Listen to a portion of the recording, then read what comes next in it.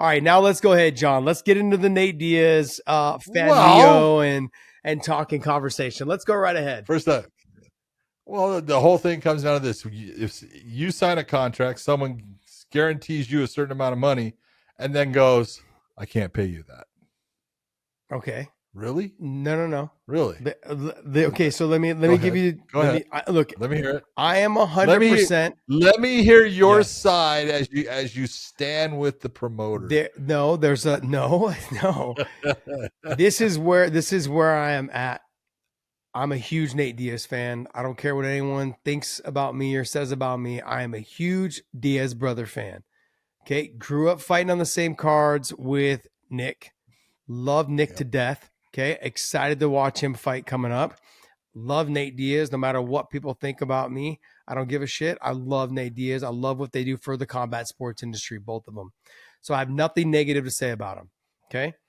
That being said, on the promotion side, okay, they do, I believe, and I love Fanmio. I worked with them. I worked with them on this show. I think that they did a great job of doing the production. I think they did a great job of trying to market the Diaz and Masvidal fight, as well as the Sean Garcia and Fernando Vargas or Amato Vargas fight. Yeah, they did the Shane Mosley Jr. fight along with Danny Jacobs. They did a great job.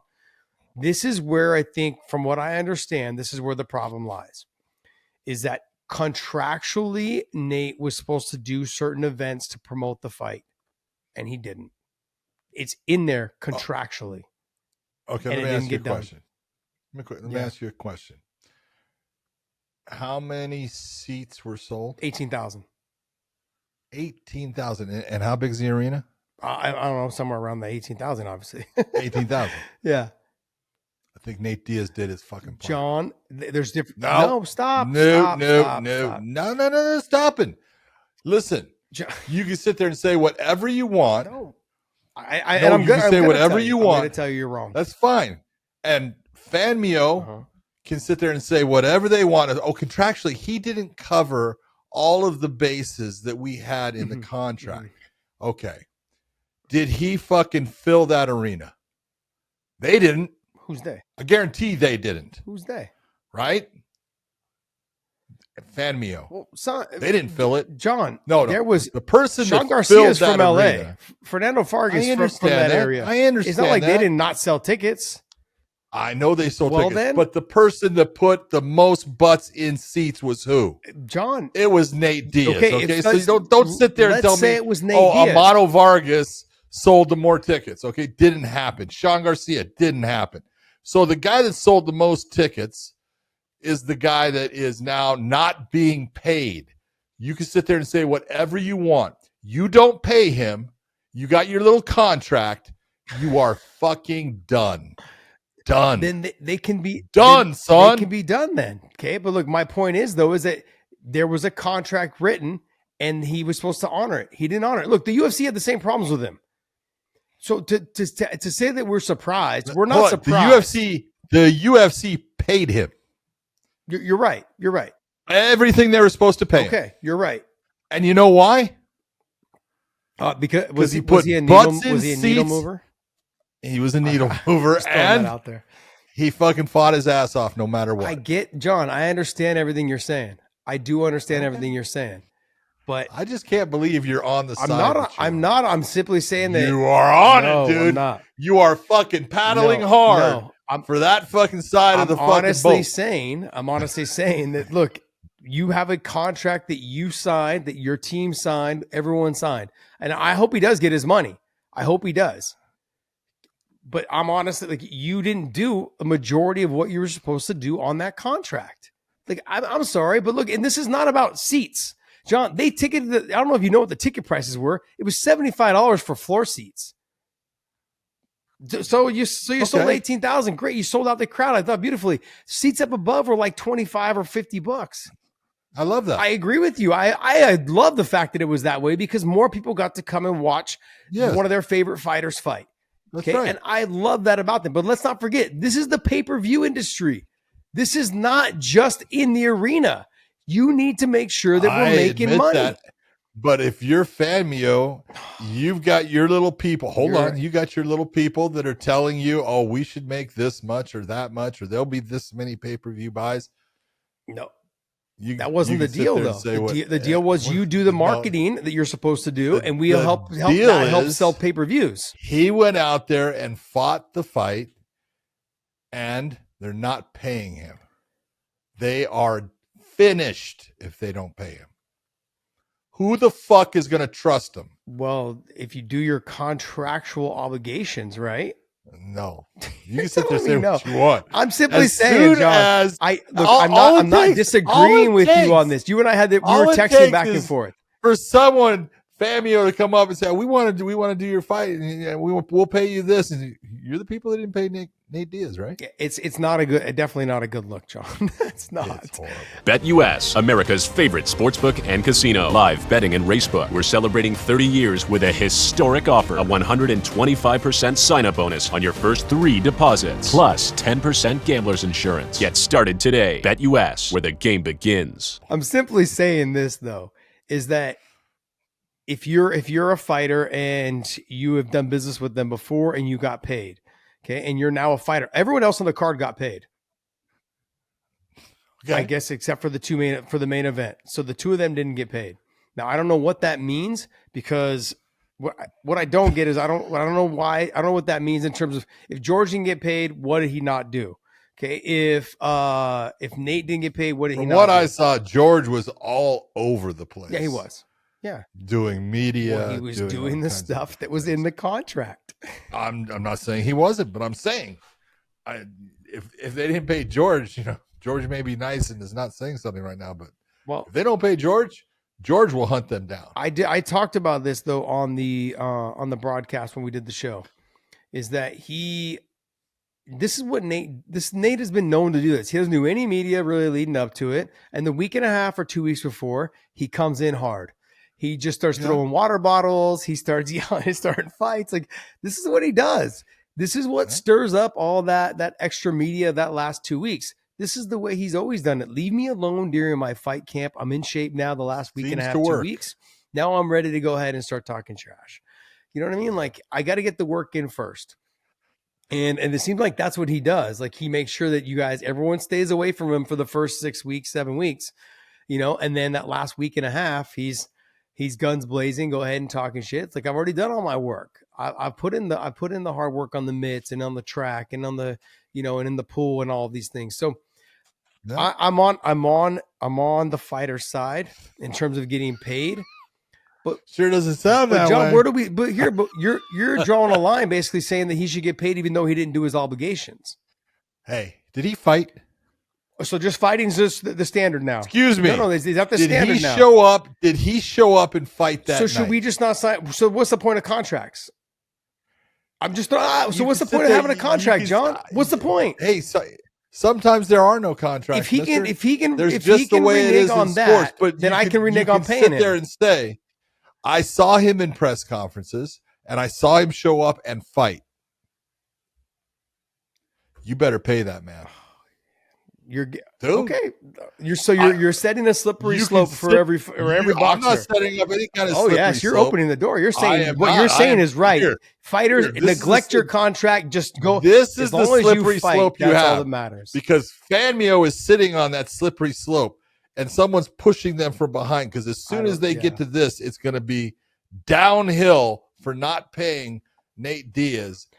I don't know. I feel like, I'm always I'm siding with the side of the fighter. I want him to get paid. Okay. And in terms of what he did and what he didn't do in his contract, I have no idea, but I'm simply saying, like, I know that's what was, he didn't tweet enough. No, that's what was real. I don't know, John. I don't either. What was in there, but what you're saying though, is that it's okay for fighters not to do their obligations on the contract that they signed. I'm not saying it's not okay for someone not to do their obligations, but when it comes down to someone saying, oh, the difference between me paying you $0 and $10 million after you fought for me is you didn't do all of the Twitter we paid him and $1 million Instagram messages we wanted. He got $1 million up front, I think. He got something up front, I know. He's but he's gonna get paid, John. There's just no way he's not gonna get paid. I don't know if he's gonna get paid the full 10 million, but I'll tell you what. Well, can I ask you this? I'm just saying. Can I ask you this? No, I'm having a conversation with you. Okay, that's great. Let's go. So if there was a direct, if you're saying all those people were in those seats because of Nate, correct? A big proportion of them. Nate was a big Absolutely. part of it. I'm not saying other fighters. And I agree with you. But Nate's a big part of it. So why would there not be a bigger portion of them that would be on the pay-per-views? That's where they make their money. So when he didn't do his obligations, that took direct effect to his pay-per-view buys. So that's when I'm paying him. When you're selling tickets for me to be able to go there at a price that your fucking pay-per-view is, I'm going to show up. Okay, but when you're sold out, I'm just simply saying, had he promoted it, what about all those people around the world, though, or around in the UK or in Canada and in the US that can't make it to the fight? And he didn't do his obligations to advertise the pay-per-view beforehand. How do you know he didn't do all of his obligations? What's that? How do you know he didn't? That's what it says in the document, saying he didn't do his obligations. That's why they're holding his money. So whatever was released in the media. So whatever they're saying is absolutely right. We know there's two sides to every story, John. Absolutely. We know. That's the whole point. Okay. No, I'm getting it. But the thing is that you're telling me that you're basically saying that all those fans were there for him in the crowd. And as simple as it gets. This is as simple as it gets. Let's break this into parts. Okay? Parts is parts. If you're going to take a look at what Nate Diaz did, and I'll say, I don't know what he said in his contract. I have no idea. But when he stepped into that ring against Masvidal and fought the 10 rounds of fighting, he covered, in my opinion, 95% of what his obligation is. So pay him 95% then. Okay. So that's $1 million, which they did. They're done. Have you lost your mind? How is that? Sorry. Where's your So if you're saying, so pay him the 95%. Is that what you're saying? Yeah. Okay. So pay him the 95%. Yeah. Pay him the 95%. Okay. All right. I don't have a problem with it. He does, but I don't, because it's not my money. Yeah. But 95% of 10 million would be what, Josh? What, 9,000 or 9 million? 9.5. There you go. It's a lot of money. No, I know what you're saying. The bottom line is that this is obviously above our pay grade when it comes to contract stuff. You know, they need to figure it out. You're opening the door for fighters to go, you know what, I'm going to do all this stuff for you. John, we have sponsors and we've gone through this with sponsors. You don't deliver. Yes, what do? They don't pay. Did you want to run to them and say, guess what? We did this and this and this, but we didn't do this. And it doesn't work that way. You know, it doesn't work that way. Well, you're the one that knows the rules. Yes, I do. I do know the rules on it. This is why I'm on top of all this stuff. I don't even know how to do that. I know. This is why I'm on top of all this stuff. So it really comes down to, they sign a contract to do it. I want Nate to get paid, and I think Fanmio needs to pay him. I don't know what the percentage is on it. Whatever it is he didn't do, you know, then it needs, whatever. However they decide to deduct it or however they decide to negotiate, I don't know. But I don't either, but I'm just being as honest as I can say without being a smart ass. Don't pay him. Yeah, fine. Exactly. I agree with you on that 100%. But there needs to be something, they need to be held accountable for the fact that, like, you directly, not promoting the fight, directly affected the pay-per-view buys. And you can't deny that. Like, I'm not denying it. I'm not saying it's not true. I'm not saying that there can't be a penalty, but you know, when you're holding $9 million, yeah. Sorry. Yeah. I'm interested to see. I mean, like I said, I'm interested to see where it goes from here. Like, because they didn't waste any time. The show was last week.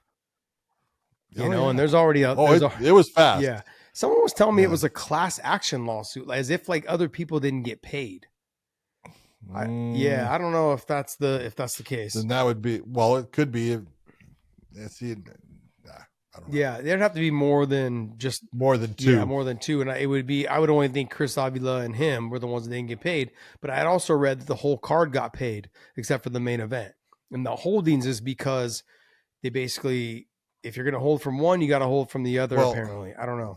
No, see, and this is the difference is the California State Athletic Commission, since that fight happened in California, they hold a bond from Fanmio for the payment of whatever is on that contract as far as payment for that. Anything outside of that to do with like pay-per-view stuff, they have nothing to do with.